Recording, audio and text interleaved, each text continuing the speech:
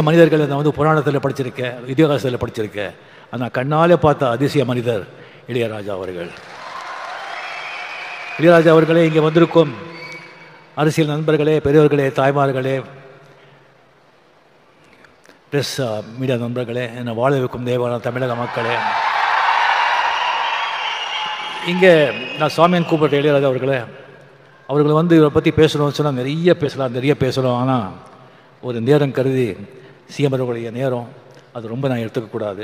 அதுக்காக சில விஷயங்கள் மட்டும் இளையராஜா, அந்த மாதிரி ஒரு இளையராஜா ஒரு இசையமைப்பாளராக உலகத்தில் வாழும் அனைத்து தமிழக மக்களின் ரத்தம் நாரி நரம்பில் வந்து அவருடைய இசை, அவருடைய பேர் ஊறி போயிருக்கு. இப்போ ஜஸ்ட் ஒரு நோட் அடித்தாலும் எப்படி நீங்கள் பிடிச்சி இது பண்ணுறீங்க பாருங்கள். ஒரு 70s 80s 90s வந்து அவர் போட்ட பெட்டுகள், ஒரு பாட்டுகள் இப்போ கூட ஒரு ஃபிலிமில் வந்து ஒரு 2-3 பாட்டு போட்டால் அந்த படம் சூப்பர் ஹிட் ஆகிடும். இப்போ கூலியில் கூட 2 பாட்டு வந்து நம்ம அதை நம்ம பயன்படுத்திக்கிட்டோம். ஸோ அந்த மாதிரி ஒரு அந்த அவர் இசையமைப்பாளர் இளையராஜா அவர்கள் பற்றி எல்லாருக்கும் தெரியும். அதை விட ஜாஸ்தி ஒரு மனிதனாக வந்து பெரிய மாமனிதனாக நான் வந்து அவரை நான் பார்த்துருக்கேன். அதுக்கு அவர் மேலே ரொம்ப நமக்கு கௌரவம்.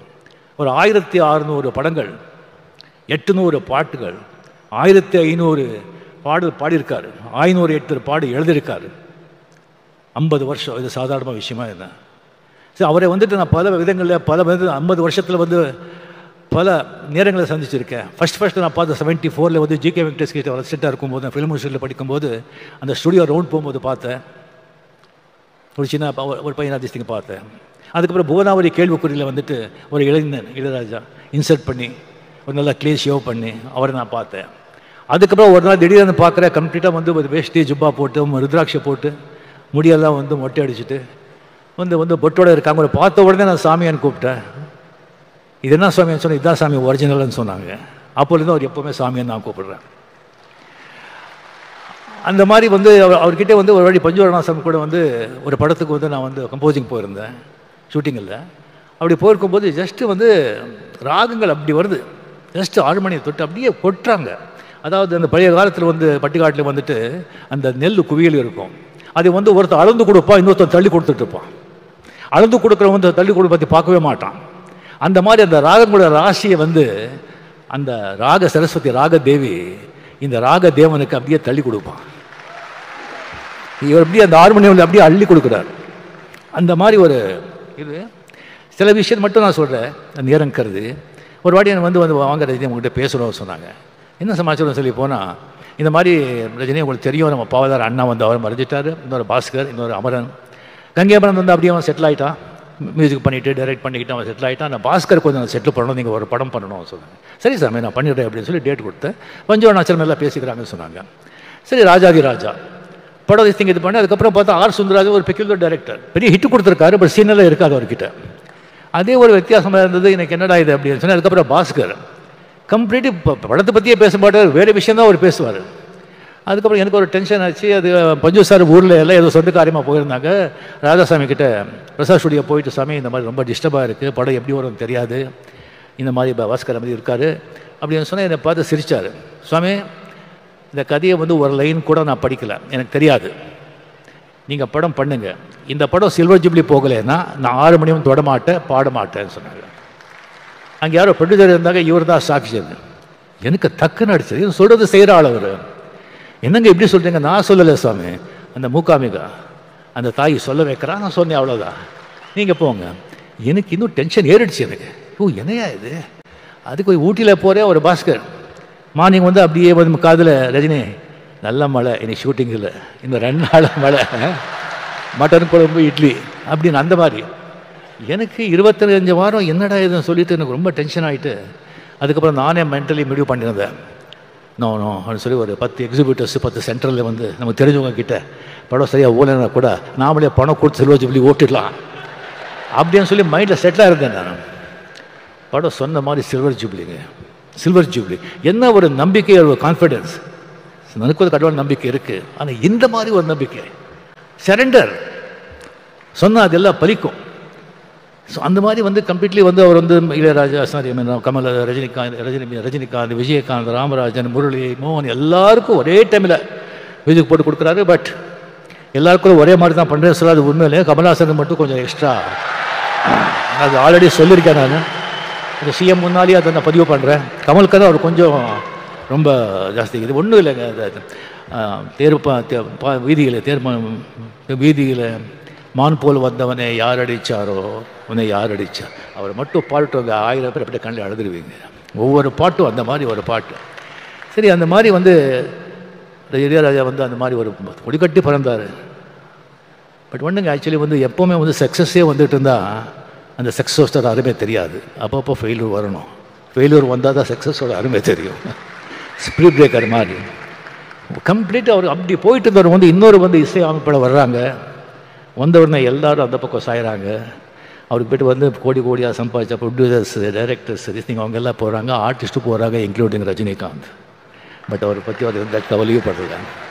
டிஎன் நகர்லேருந்து பிரசாத் ஸ்டுடியோக்கு ஒரு வண்டி 6 மணிக்கு எப்போ அப்படியே போயிட்டே இருந்தது. அந்த ஹார்மோனியம் வாசிச்சுட்டே இருந்தது, ரெக்கார்டிங் நடந்துக்கிட்டே இருந்தது. அது திடீர்னு சொல்லி பாஸ்கர் காலமானார். திடீர்னு சொல்லி அவர் உசிரா நேசித்த ஒரு மனைவி ஜீவா அவங்க காலமானார். அதுக்கப்புறம் பவதாரணி, ஒரே டாக்டர் தான் அவ்வளோ அன்பு, அவ்வளோ பிரியம். சும்மா அப்படி உட்காந்துருப்பாங்க, டாக்டர் கரண்ட் வந்த மாதிரி அவங்க இறந்து போகிறாங்க. அந்த ஹார்மோனியம் வாசிட்டே இருக்கும். 6:30 மணிக்கு அந்த வண்டி போயிட்டே இருக்கும் பிரசாத் ஸ்டுடியோக்கு. எந்த ஸ்தலமும் இல்லை, எந்த இதுவும் இல்லை. கம்ப்ளீட்லி அவருடைய உலகமே வேறு. இங்கே நம்ம உலகத்தில் அவர் இல்லை, இசை உலகத்தில் அவர் இருக்கார். அப்பப்போ இங்கே வந்துட்டு போகிறார், அவ்வளோதான். அதுக்கப்புறம் திடீர்னு பிரசாத் ஸ்டுடியோவில் இங்கே நீங்கள் இருக்கக்கூடாது, நீங்கள் காலி பண்ணுங்க அப்படின்னு சொல்கிறாங்க. அங்கே ரெக்கார்ட் பண்ணுவோங்கிறதுக்காக எத்தனை ப்ரொடியூசர்கிட்ட அவர் சண்டை போட்டிருக்காரு, எத்தனை டைரக்டர்ஸ் எழுந்திருக்காரு. சரி, ஓகே, பரவாயில்ல அப்படின்னு சொல்லிட்டு அதே ரோடில் ஒரு ப்ரீமியர் தியேட்டரை வாங்கி ரெக்கார்டு தியேட்டரை கன்வெர்ட் பண்ணி எந்த ஸ்டூடியோ இருந்ததோ அந்த பக்கமே இளையராஜா போர்டு போட்டாங்க. ஸோ அதுக்கப்புறம் நீங்கள் பார்த்தீங்கன்னா ஒரு கம்பெனிக்கு ஒரு ரைட்ஸ் கொடுத்துருந்தாங்க. ப்ரொடியூசர்கிட்ட பணம் வாங்கி ஒரு படத்தை கொடுத்துருந்தாங்க. அவங்க திடீர்னு கையை விரிச்சிட்டாங்க. எந்த பணமும் இல்லை, உங்களுக்கு இது இல்லை அப்படின்னு சொல்லிட்டு. ஒரு விட மாட்டார். கோர்ட்டுக்கு போனார், ஜெயிச்சார். எல்லா ரைட்ஸ், எல்லா ராயல்ட்டி இவருக்கு தான். அவருக்கு தலைமை திஸ்திக்கு இல்லாமல் எந்த டிவிலையோ, எந்த ரேடியோவில், எந்த படத்துலையோ, எங்கேயோ கச்சேரி கான்சர்ட்டில் பாடக்கூடாதுன்னு சொல்லி 9 மணிக்கு அனௌன்ஸ் பண்ணுங்கன்னு சொன்னாங்க. எஸ்பி பாலசுப்ரமணியம் அமெரிக்காவில் பாடிட்டுருக்காங்க. 6 மணி. சாமி சாரி, இப்போ சொன்னால் அவருக்கு பாடிட்டுருக்காரு, உங்கள் பாட்டு பாட முடியாதுன்னு சொன்னால் சட்டம் பைலா எல்லாருக்கும் ஒன்று தானே, என்ன இருக்கோ இது பண்ணுங்க. எஸ்பிபி டெஃபினட்டாக பாட மாட்டான், நிறுத்திடுவான். அப்படியே சொல்லி எஸ்பி கோச்சிக்கிட்டாங்கன்னு சொன்னால் அவனுடைய நண்பனே கிடையாது. அது பாடிட்டிங்க என்னை பார்க்குறான்னு சொன்னாங்க. அதே மாதிரி எஸ்பிபிக்கு அங்கே பாடிட்டுருக்காங்க. நியூஸ் போகுது. அங்கேயே அனௌன்ஸ் பண்ணி இனிமேல் இளையராஜா படம் பாட மாட்டேன், வேறு மியூசிக் டைரக்டர் பாட மாட்டேன்னு நிறுத்திட்டு சென்னை வந்தோடனே அவங்க பார்த்தாங்க. 2 பேர் அந்த இண்டஸ்ட்ரி இழந்தது. ஒன்று எஸ்பி பாலசுப்ரமணியம், இன்னொன்று விவேக். இதை 2 பேர் இடத்தையும் யாராவது நிரப்பவே முடியாது.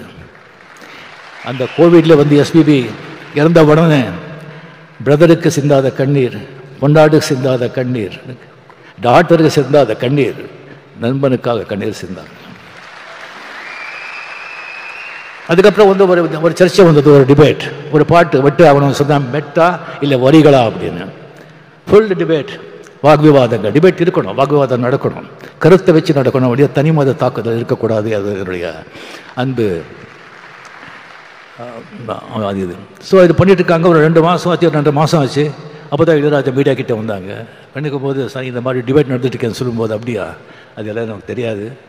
சரியாக 2 நாள் 2000-3000 பேஜஸ்க்கு நான் சிம்பனி எழுதியிருக்கேன்.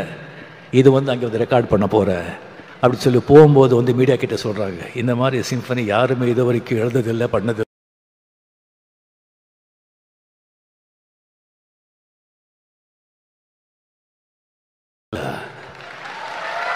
இந்த இளையராஜாக்கு இல்லாத திமிரு வேறு யாருக்கு இருக்கும் அப்படின்னு சொல்கிறாங்க. வேறு யாரும் சொல்லியிருந்தா ஒத்துட்டுப்பீங்களா? கேட்குறோம், பிகாஸ் அதுக்கு தகுதியான மனுஷர். அதுக்கப்புறம் ரெக்கார்ட் பண்ணி வந்துட்டு சொல்கிறார், இந்த இளையராஜாவை எந்த அளவுகோல் வச்சும் அளக்க முடியாது, அதுக்கு மீறி நின்னவனா 82 இயர்ஸ் இன்னும் பாருங்கள் என்னென்ன பண்ணுறேன்னு சொல்லுங்கள். அது இளையராஜா. இன்க்ரெடிபிள்.